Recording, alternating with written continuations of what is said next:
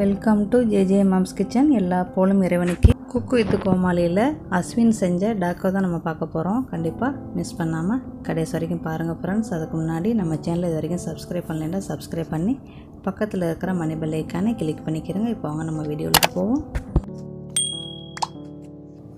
அதுக்கு முக்கியமான பொருள் வந்து சேப்பங்கிழங்கும் பூசணிக்காயும். இது ரெண்டையும் முதல்ல நம்ம வந்து அவிச்சுக்குருவோம். இப்போ கிழங்கு அவிச்சாச்சு.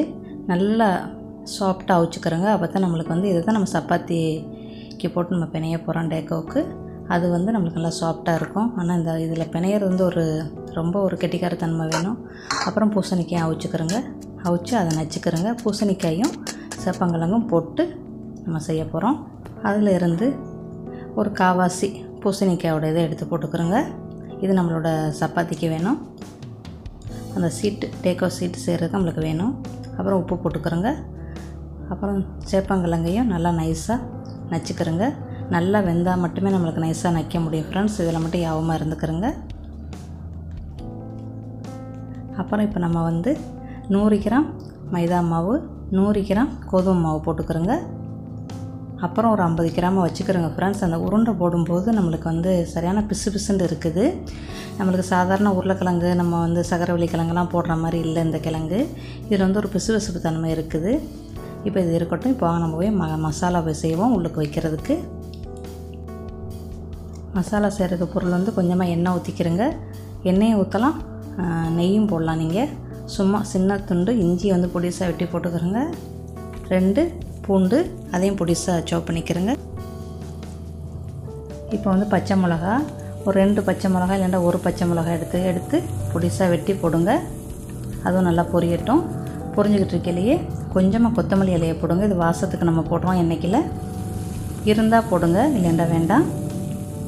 மெயின் டிஷ்ஷுன்னு பார்த்தா அந்த கிழங்கு அந்த பூசணிக்காயும் கண்டிப்பாக நம்மளுக்கு வேணும். அப்புறம் ஒரு பெரிய வெங்காயத்தை பொடிசாக வெட்டி வச்சுக்கிறோங்க. பொடிசாக வெட்டலாம், நீட்ட வாழையும் வெட்டலாம் ஃப்ரெண்ட்ஸ், உங்கள் விருப்பம். இப்போ நல்லா வதங்கிருச்சு. இப்போ வந்து மிளகா வந்து நயல் நறுங்கமாக அரைச்சது காஞ்ச மிளகா, அதில் 1 ஸ்பூன் போடுங்க. மிளகாத்தூள் உரப்பில்லாத மிளகாத்தூள் 1 ஸ்பூன் போடுங்க ஃப்ரெண்ட்ஸ். இல்லைன்னா நீங்கள் என்ன செய்யுங்க, 2 ஸ்பூனுமே மிளகாத்தூளே போட்டுருங்க. அப்புறம் ஒரு 1/4 ஸ்பூனு மிளகுத்தூள் போடுங்க. அதையும் போட்டு கிண்டுங்க. அந்த மிளகாய் அப்படின்னா நல்லா லைட்டாக நம்ம வந்து வறுத்துக்கிட்டு நயல் நறுங்கமாக மிக்சியில் பொடி பண்ணோம்னா நம்மளுக்கு அந்த மிளகா வந்துடும். அப்புறம் அவிச்சு வச்ச பூசணிக்காயை போடுங்க. போட்டுட்டு அதுக்குள்ளே உப்பு, பூசணிக்காய் நம்ம வேக வைக்கல, உப்புலாம் போடலை, அதுக்குள்ளே உப்பை போட்டுக்கிறோங்க. போட்டு கிண்டுங்க. அந்த சப்பாத்தி செய்யலை மட்டும்தான் ஃப்ரெண்ட்ஸ் கொஞ்சம் கஷ்டமாக இருக்குது நம்மளுக்கு. அது நல்லா மாவு போட்டு செஞ்சுட்டே ரொம்ப ஈஸியாக இருக்கும். நம்ம இவ்வளோ கஷ்டப்பட்டு செஞ்சும் ரொம்ப டேஸ்ட்டாக இருக்குது. இது ஒரு சவாலாக எடுத்து நம்ம செஞ்சோம்னா ரொம்ப சூப்பரான ஒரு டிஷ்ஷு ஃப்ரெண்ட்ஸ். ரொம்ப நல்லா இருந்துச்சு. நான் இந்த கிழங்கு போட்டு இதான் ஃபஸ்ட் டைம் செஞ்சுருக்கிறேன். சக்கரவள்ளி கிழங்கு, உருளைக்கிழங்கு அதெல்லாம் போட்டு நான் செஞ்சுருக்கிறேன். இது இப்போ தான் சேப்பங்கிழங்கை போட்டு இது செஞ்சுருக்கிறேன். அப்புறம் கொடை மிளகா அது கொஞ்சமாக வெட்டி போடுங்க, கடைசியில் போடுங்க. அப்போ தான் நம்மளுக்கு அதோட கிறிஸ்பி நல்லாயிருக்கும். அப்புறம் ஒரு 1/4 ஸ்பூனு கரம் மசாலா போடுங்க. கொத்தமல்லி இலை முடிஞ்சிருச்சு. அடுப்பு அடைச்சிட வேண்டியது ஃப்ரெண்ட்ஸ். நம்மளுக்கு ரெடி ஆயிடுச்சு.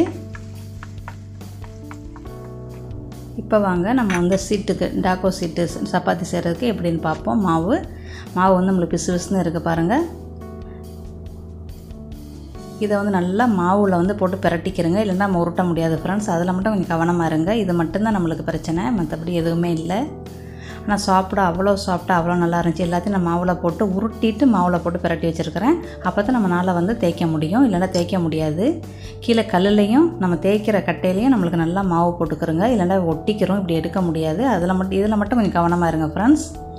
ஒரு நாளைக்கு கண்டிப்பாக உங்கள் ஃபேமிலிக்கு இதை செஞ்சு கொடுங்க. குட்டி செல்லு செஞ்சு கொடுங்க.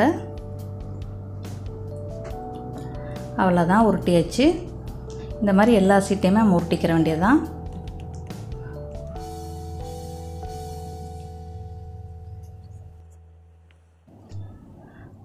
அப்புறம் தோசைக்கல்லை சூடு பண்ணி கொஞ்சமாக பட்டரோ இல்லை எண்ணெயோ லைட்டாக தொடச்சிக்கிறோங்க. போட்டுக்கு நம்மளோட சீட்டு இருக்குல்ல சப்பாத்தி, அதை போடுங்க.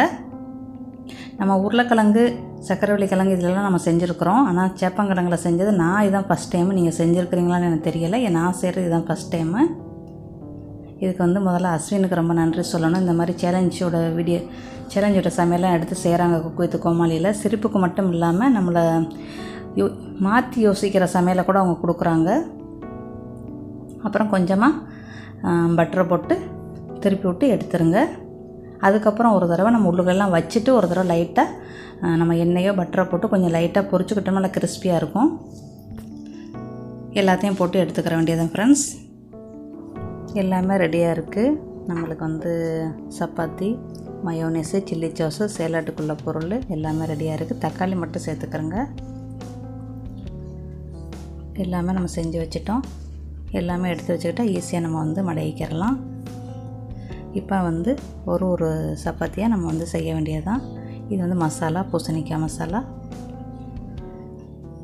இப்போ முதல்ல சில்லி சாஸு, மயோனீஸ் அதை வந்து சின்ன ஸ்பூனில் 1 ஸ்பூன் வைங்க. அதில் 1 ஸ்பூன், இதில் 1 ஸ்பூன் போதும்.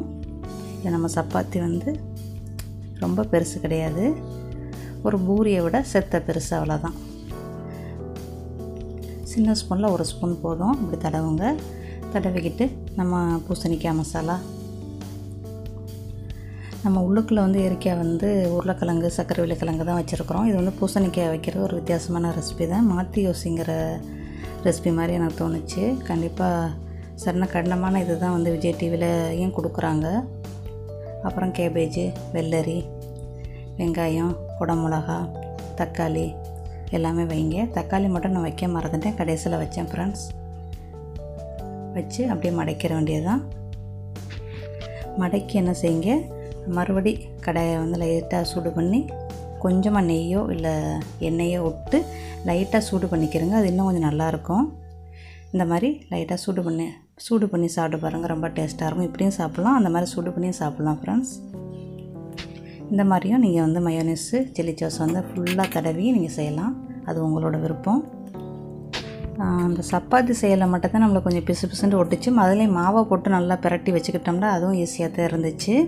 ஆனால் கஷ்டப்பட்டு செஞ்சால் கூட நம்மளுக்கு ரொம்ப டேஸ்ட்டாக, ஒரு வித்தியாசமான டேஸ்ட்டாக இருந்துச்சு ஃப்ரெண்ட்ஸ். கண்டிப்பாக டேக்கோ நம்ம வந்து சாதாரண மாதிரி இது இல்லை, ரொம்ப நல்லா இருந்துச்சு. கடையில் வாங்குறதெல்லாம் நம்மளுக்கு இப்படி இருக்காது.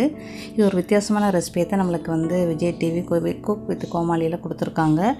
இது வந்து சமையல்காரவங்களாம் ஒரு சேலஞ்சாக எடுத்துக்கிட்டு நம்ம செய்யலாம், ஒரு மாற்றி யோசிங்கிற ரெசிபி மாதிரி. கண்டிப்பாக அதை ட்ரை பண்ணி பாருங்கள் ஃப்ரெண்ட்ஸ். ஒரு வித்தியாசமான ரெசிபி தான் இது. இந்த வேளையில் விஜய் டிவிக்கும் அஸ்வினுக்கும் ரொம்ப நன்றி.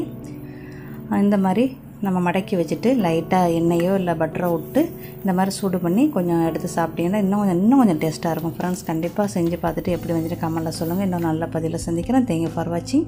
உங்களுக்கு இந்த வீடியோ பிடிச்சா லைக் பண்ணுங்கள், கமெண்ட் பண்ணுங்கள். இது வரைக்கும் நம்ம சேனலை சப்ஸ்கிரைப் பண்ணிக்கிறேங்க. Thank you. Hi guys, thank you for watching. Skitchen. Bye, see you soon.